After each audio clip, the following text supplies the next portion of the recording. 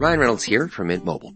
I don't know if you knew this, but anyone can get the same premium wireless for $15 a month plan that I've been enjoying. It's not just for celebrities, so do like I did and have one of your assistants switch you to Mint Mobile today.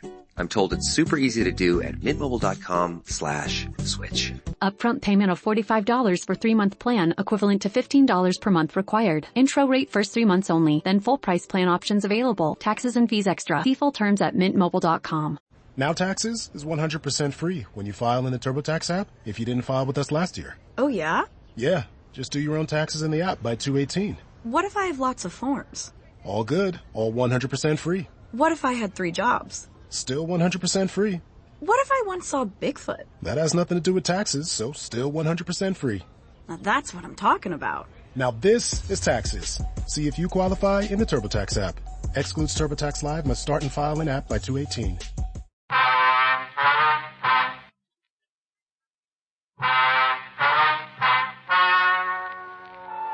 Ladies and gentlemen, the story you are about to hear is true. The names have been changed to protect the innocent. Dragnet.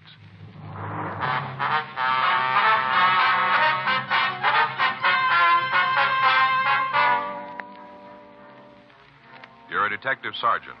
You're assigned to robbery detail.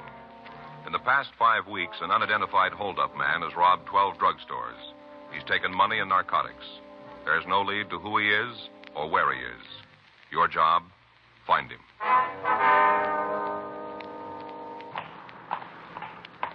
It was Tuesday, March 16th. It was warm in Los Angeles. We were working the day watch out of robbery detail. My partner's Frank Smith. The boss is Chief of Detectives Thad Brown. My name's Friday. We were on our way out from the office, and it was 9:36 a.m. when we got to the corner of Hobart Boulevard and Westmoreland. Petitioner Drugstore. In the back. Yeah. Something you want? Yes, sir. We'd like to see Harry Tishner. Yeah, I'm him. Police officers. This is Frank Smith. My name's Friday. Hello. How you do, sir? About the robbery, huh? Would you like to tell us what happened? I was robbed. We'd just like you to tell us how. Oh, now I'm with you. Yeah, I'm right with you. Let's go back and sit down. Get to telling the story, and time just melts away. Yes, sir. Might as well be comfortable while we all fall out. Yes, sir. This all right here? Yeah. Like a phosphate or something? No, sir. No, thanks, sir. Okay. And let's quit all this fooling around and get down to business. Want me to tell you about the holdup? Yes, sir. We'd like that. Good. That's just what I'm going to do. Go ahead. Aren't you going to take anything down, right? Well, yes, sir, as soon as you tell us the story now, if you'd like to start in. Well, came in about 8. That was this morning? Yes. Just walked right in the door, came back to the prescription counter, and stood there. Mm-hmm. Had this little piece of paper in his hand. I figured it was from a doctor, prescribed medicine. Yes, sir. Wasn't. Well, go ahead. What was it? Note. Written on there like this. This is a stick-up. Don't make any noise. It was a note, huh? Just pushed the note across the counter. I didn't have to have anybody push me off a cliff to know what was going on. No, sir. I was being robbed. Yes, sir. You want to go ahead? Well, after he showed me the note, he kind of pushed me back into the little room at the rear of the store. Kind of store place. Now, did he say anything to you at all? Not a word, just pointed with that gun for me to get into the back room. I went. I see. What happened then? He pushed me down to the floor and then tied my hands and feet. What'd you use? You mean to tie me up? Yes, sir. Rope. Oh. Well, did he bring it into the store with him? No, sir. He picked it up in household on his way back to the prescription counter. I see. Go ahead, please. As soon as we got to the storeroom, he took off the label and then undid the rope. He made a loop and put it around my feet. Next thing I knew, I was all trussed up like a rolled roast, ready for the oven. Yes, sir. I'll say one thing for the guy, though. What's that? He's very neat. Tied good knots. Yes, sir. Other officers, the ones in the black and white car, Yes, sir. Them. Yeah, what about them? Oh, yeah. Well, they took the ropes with them. They said something about taking them to a laboratory. Mm-hmm. Why, you can see if you want to. It's very neat. Yes, sir. What happened after the bandit tied you up? Robbed me. You personally? Yes, personally and otherwise. Well, sir, would you please tell us? Well, first off, he went to the safe and took the tin box out. Opened her right up and took the money. Is that all he stole from the cash box? Yeah. I had some government bonds in there, but he didn't take those. Uh-huh. Guess he knew they wouldn't do him any good. All right, sir. He didn't take them. Took the money, but didn't take the government bonds. According to what you told the officers this morning, the thief took a supply of narcotics, too. Is that correct? Yes, he got them from the safe, too. Well, now, after he finished with the safe, what happened? He left. He walked out of the place. He just ambled right out. During the time he was in the store, he didn't say anything at all. Is that right? Did anybody else come in while he was here? You mean like a customer? Yes, sir. No. Oh, excuse me. That might be our office, Mr. Tishner. We left this number. Okay. If it is, I'll tell you. Thank you. Tishner Drugs. Uh-huh. Oh, yeah, Mrs. Kentworthy. Uh-huh. No, shouldn't be. Uh-huh. No, I can't do that. If you have your doctor call me, I'll make it up and send it over. Yeah. No, not without a prescription. Uh-huh. Okay.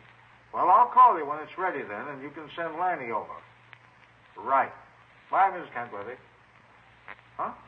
Oh, well, if that's the way you feel, I won't. Oh, sure. Okay. Goodbye. Yeah, I can't imagine why she'd say a thing like that. Just no reason at all. Sir? Mrs. Kentworthy told me when her son comes over to get the prescription not to give him any candy. Oh, I see. I usually throw in a licorice whip, you know. Mm-hmm. Don't want me to do it. That's too bad. Yes, sir. Wonder if we could go ahead with the description. Sure, I guess so. Well, now, from what you told the investigating officers, the man's about 35 to 38. Is that right? Light in color, 5 feet 10, 175 pounds, no visible marks or scars. Is that right? Well, I guess that's pretty close. Well, if there's anything different, we'd appreciate you telling us now. No, not with you. Because I can't understand why Mrs. Kentworthy would say a thing like that.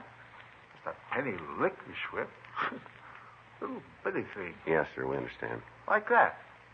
Couldn't hurt anybody. Yes, sir. Would you be able to identify the hold-up man if you saw him again? Oh, yeah, no trouble. I'd know him. Uh-huh. He'd never say a thing like that. Sir? The fellow who robbed me. What do you mean? Oh, on the way out, the way I was laying, I saw him stop. Right up there by the Canyon magazine. Stopped dead in his tracks. He went over and helped himself. Mm-hmm. Took the top off and helped himself to a handful.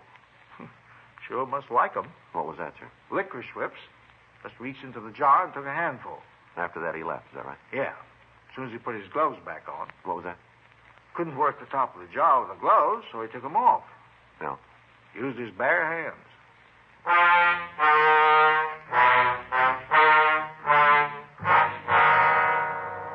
10:02 a.m. Frank put in a call to Harlan Stahl and Leighton Fingerprints. We asked him to come out and go over the glass candy jar. While we waited for him, Frank and I checked the list of stolen narcotics with the druggist, Harry Tishner. We also made arrangements for him to come downtown and look through the mug books. When the glass candy jar was checked, Harlan Stahl was able to come up with 2 partial prints. They were enough for comparison, but not for identification. 11:15 a.m. Frank and I left the store and spent the rest of the afternoon checking out the list of names we'd gotten from the stats office. Several of the possibles looked good, but after each one of them was investigated, we still didn't have a suspect in custody. Wednesday morning, March 17th, at 8:06 a.m., Frank and I met in the squad room. Morning, Joe. Hi. Tried to call you this morning. Thought maybe you'd want to stop and have some breakfast. No, I left the house early. Uh-huh. Did you check the book? Yeah. Anything? Skipper wants to talk to us. Oh, I figured that had happened. Is he in now? Yeah. Well, come on, let's get it over with. Come in. Yeah, that's right. No, not yet. I'm going to try and line it up this afternoon. Yeah, I'll call you back. Mm-hmm. Yeah, they're here right now. Bye. Do you want to see us, Captain? Yeah, come in. Sit down.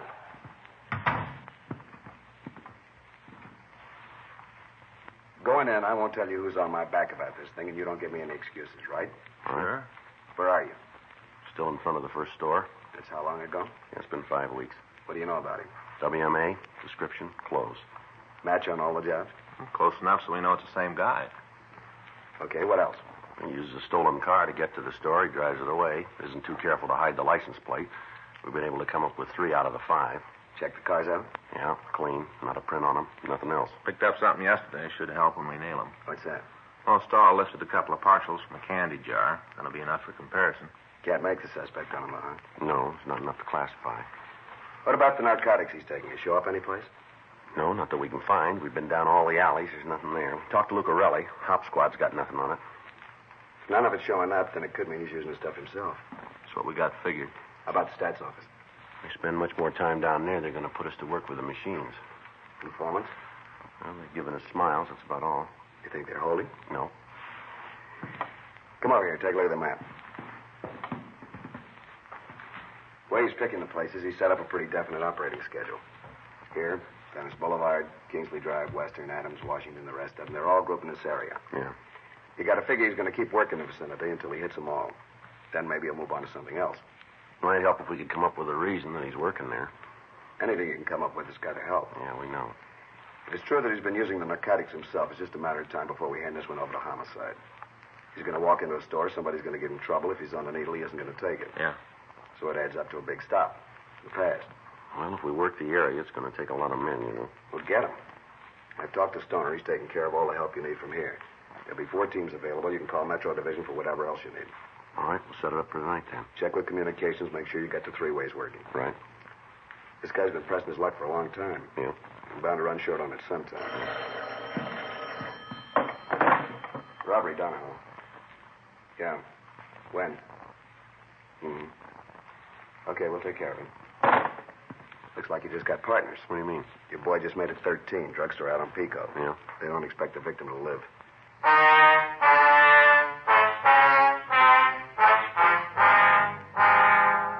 Frank and I left the office and drove over to Georgia Street Receiving Hospital. We talked with the officer on duty. He told us that the victim's name was George Rayler. He owned a small neighborhood drugstore at the corner of Pico Boulevard and Vineyard Avenue. He went on to say that he didn't have all of the particulars of the beating, but that it had occurred during the commission of a robbery. We talked to Dr. Sebastian. He told us that the elderly man was suffering from a fractured skull, broken ribs, and possible internal injuries. He added that from Rayler's appearance, it looked as if he'd been beaten about the head and shoulders with a heavy instrument and then kicked in the chest. We left word to call as soon as he could be questioned, then we drove over to the store on Pico. Yes, there's something I can do for you? Police officers. Oh, how's Mr. Rayler? You seen him? No, we haven't yet. You heard anything? Is he going to be all right? Well, we don't know that yet. I sure hope so. Yeah, the guy who hit him sure did a job. Just beat him something awful. Yeah, we know. Not enough just hitting him, but then he knocked him down and stomped him. Awful. You here when it happened? Yeah, I saw the whole thing. You want to tell us what happened? You mean for the investigation? That's right. Okay. You want to give us your name first? Calvin Webster. You work here in the store, do you, son? Yeah, that's right. Sort of a general left hand. What was it? Well, you see, Mrs. Rayler's his right hand. I'm the left. Yeah. She wasn't here today, down having her hair fixed. Probably just as good. All right, Webster. You want to tell us? Well, fella came in about 8:30, right after we opened. He came in and went back to the prescription counter. I was going back to tell him that Mr. Rayler would be right out, and then he was. Rayler? Yeah, he was back checking the stock on vitamin pills. We do a big business in them. I have to have a pretty careful watch on the supply. Wouldn't want to get caught short. All right, go ahead. Well, the fellow, the holdup man, you know. Yeah, go ahead. We took this little piece of paper out of his coat. I figured it was a prescription. Looked like it. Well, it wasn't. It turned out to be the note where he said he wanted the money. Did you see the note? Well, not so as I can read it. First I knew there was something wrong when Mr. Rayler started to yell at the guy. Told him to get out of the store, ran around the counter and tried to grab him. Yelling all the time for me to call the police. Call the cops. Call the cops, like that, he yelled at me. What'd you do? I looked to see if I had a dime. What? Well, you see, in the past, Mr. Rayler's had trouble with people making phone calls on a private phone, so he had one of those little lock things put on it. You can answer incoming calls, but you can't phone out. I see. So I needed a dime to call the cops. Yeah. Well, I didn't have one. Only 75 cents for my lunch, a half and a quarter. I see. Well, all this time, Mr. Rayler's yelling. He's yelling, and the robber's hitting him, and I didn't know what to do. I thought about running back and trying to help, but Mr. Rayler don't like for nobody to do something different than what he says. Yeah. He told me to phone. Yeah, sure. Well, then all of a sudden, bang, the fella hit Mr. Rayler with a gun. Took it right out of his pocket and hit him on the head. Next thing, Mr. Rayler's on the floor, and this fella's stomping him. Well, I couldn't just stand by no more, so I went back to help. Too late. What was that? It was too late. Mr. Rayler was on the floor, and this guy was pointing the gun at me and was leaving the store. I didn't see how it'd help any to try and stop him. Was there anybody else in the store at the time? No, just Mr. Rayler and me. We just opened up. Still kind of getting ready for the day. Did you get a good look at this guy? Oh, yeah. I saw him good. All right, then you'll be able to give us a description. Yeah, I'll tell you how he looked. Did you see if he drove a car? I guess so. But don't you know for sure? Well, no, I didn't go out after him. I figured that it'd take somebody a lot bigger than me to stop him. Besides, I had to take care of Mr. Rayler. I see. Did you see the gun he was using? Yeah, I got a real good look at it when he was hitting the boss. That's fine. What kind of a gun was it? A pistol, you know, like you see in the movies. Now, look, son, was it a revolver or an automatic? I think it was a revolver. It had a barrel on it. Short. About that long? Uh-huh. We'd like you to come downtown and look at some pictures, if you would. At the city hall? That's right. I'll be glad to help out as soon as Mrs. Rayler comes back. I'll go with you. All right, fine. I can't leave the store alone, you know. Uh-huh. You want to give us the description of the man now? You bet. Sure hope you catch the fella. So do we. This is the same guy I've been reading about in the papers? That's right. He's mean. Real mean, doing a thing like that to Mr. Rayler. Yeah, we know. Been getting away with it for a long time, hasn't he? Just like a guy running up a big bill. That's right, and he'll pay it.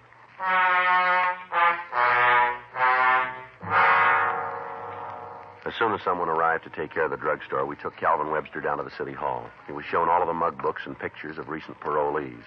He was unable to make an identification. We had him returned to his home, and then Frank and I checked with Dr. Sebastian over at Georgia Street Receiving Hospital. He told us that the latest victim had been transferred to the county hospital and was out of the critical stage. He went on to say, however, that it would be several hours before we'd be able to talk to him. We checked with Captain Donahoe and Lieutenant Stoner. We also contacted officers from Metropolitan Division and made arrangements for the additional cars that we'd need in setting up the rolling stakeout. That night at 7:30 p.m., the plan was put into operation. 10 undercover cars maintained a watch on the drugstores in the area. All suspicious vehicles were checked on. All pedestrians loitering in the vicinity were interrogated. Our suspect remained free. 3 days went by without result. The bandit had stopped his operations. On Sunday, March 21st, Frank and I were driving up Western Avenue just north of Pico. What do you think? I don't know. Maybe after he had that trouble with Rayler, he decided to call it quits. Doesn't figure. Huh? Guy that's had the breaks he has not going to let something like a beating stop him. No. Hope you're right. All units on frequency 1, stand by. All units on frequency 1, stand by. That might be a good one. Yeah. Stand by 1J14. All units in the vicinity of 1947 Wilton Place.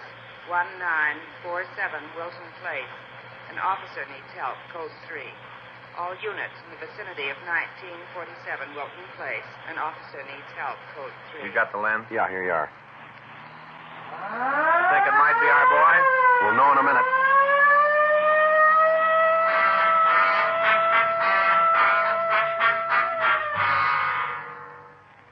An officer needs help. Of all the calls in the book, this is the one that no officer wants to get. Not because of an outdone sense of loyalty to a fellow police officer, but because it means that somebody has decided that lawful authority has no meaning for them. Such a person is an extreme menace to every citizen in the city. By showing that they have no respect for the competence of an armed professional officer, they have also shown that they will not consider for an instant the life of an unarmed citizen. By the time we arrived at the scene, there were 14 police units in attendance. From one of the officers, we got the story. Unit was working the street, saw this young guy run out of the liquor store, stopped to see what was going on. Yeah? Told the fellow to stop. Didn't make any difference. Kept going, huh? Yeah. Officer in the car told him to stop or he'd shoot, and the suspect turned around and fired at the policeman. How is he? Flesh wound. What about the suspect? Oh, he didn't get the chance to fire more than twice. That him over there? Yeah. Anything from the owner of the liquor store? Well, just that the suspect tried to hold him up. He walked in, showed him a note. The owner went along with it. Handed over the money, and then the suspect left. That's it. Better take a look. Yeah. Well, it might be a break. It's a hard way to get it, isn't Yeah. it? I'll take a look. How about it? I can't tell for sure. Huh? Description doesn't match too good. Yeah? No, I don't think it's our suspect.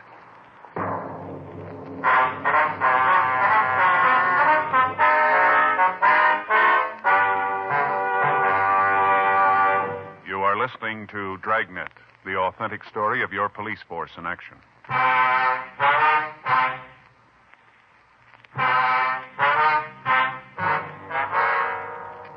The wounded police officer was taken to Georgia Street Receiving Hospital for treatment. The suspect was removed to the county morgue. Pictures were taken, and when they were shown to the victims of the drugstore bandit, they all said he was not the man we were after. The rolling stakeout continued without result. During the next week, we answered several 211 calls in drugstores, but the M.O. the thief used eliminated him as our suspect. Thursday, March 25th, Frank and I checked into the squad room. How's it going, Joe? I'm kind of tired. Yeah. We'll get this one wrapped up, and I'm going to try to take a few days off. Okay. Robbery Friday. Yes, that's right. No, we're handling. When was that? All right, would you like to give me that address? All right, yes, I have it. We'll check it out. Might be something, yes. Thanks for letting us know. Right. What was that? No, if it turns out, we'll let you know. Right. Thanks again. Bye. What do you got? Call from a radio unit out in Hollywood. Yeah. They answered at 4:15 this morning. The woman and her husband were having a brawl. Uh-huh. The man had left when the officers got there. The woman refused to make a complaint. She placed the original call? No, it came from one of the neighbors. Uh-huh. When the officers were leaving, the woman said she'd handle the beef herself, said she'd take care of her husband, called him a lousy hold-up man. Yeah. She made the statement she could put him in San Quentin inside of 5 minutes. Well, if he's the guy we're looking for, I don't think we can do it that fast. No, we can sure try.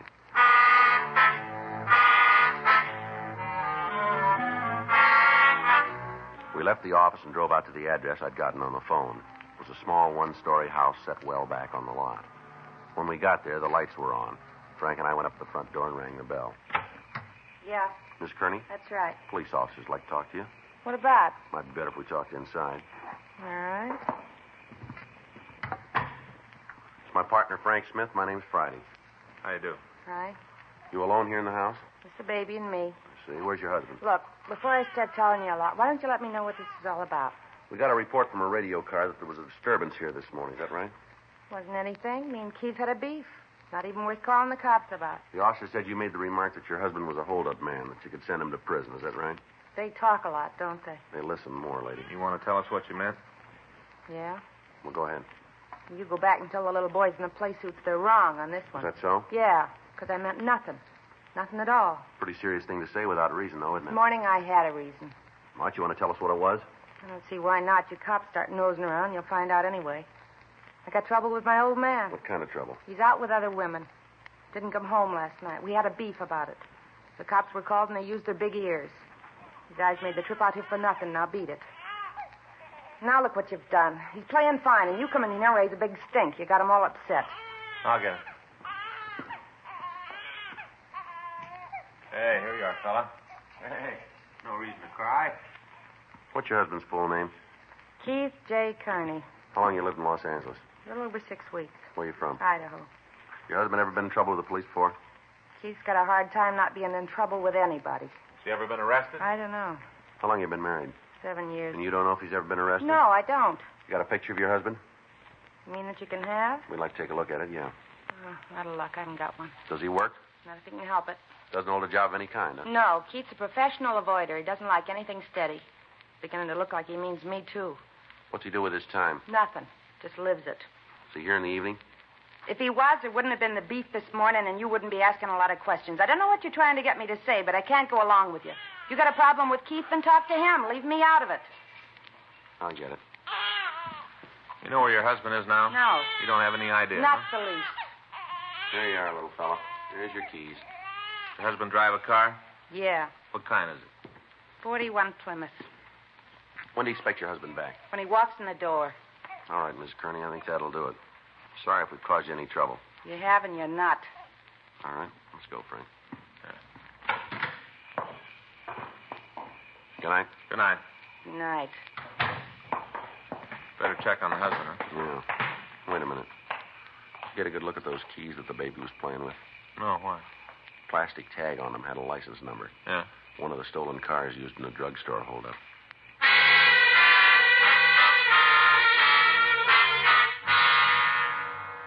Frank and I went back to the car and drove around the block, parking up the street from the Kearney residence. We called the name of the man and his wife into R&I, but there was no record on either one of them. Because of the remark made by his wife and the finding of the car keys, it was decided to stake out on the house and wait for the husband to return. 7:30 p.m., 8:30, 9 p.m. The lights in the house went out, but there was still no sign of Keith Kearney. 10:30. We called the office and told them we'd wait it out. 10:45 p.m. Joe. Yeah. You see what kind it is? Looks like a Plymouth. No. Checks out, huh?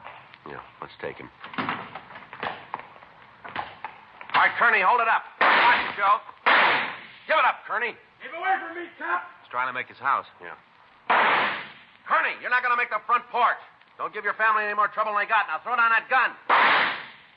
All right, let's give it back to her. He's down, Joe. Come on. Kearney? Kearney. Careful. Come on, Kearney, throw that gun away. You hear me?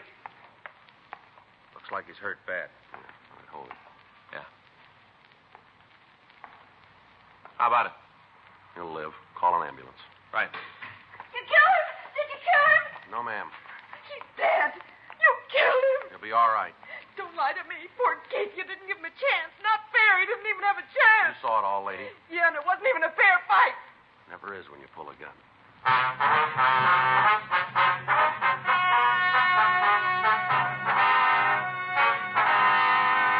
Keith Jarris Kearney was tried and convicted on 9 counts of robbery in the first degree and received sentence as prescribed by law. Robbery in the first degree is punishable by imprisonment for a period of not less than 5 years.